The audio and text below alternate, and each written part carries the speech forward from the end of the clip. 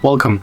If you want to turn off Google Assistant on your Samsung Galaxy S21, at the first you have to move for the Play Store, then tap on the search pool and type Google. And it's very important to update this Google app, so let's make it.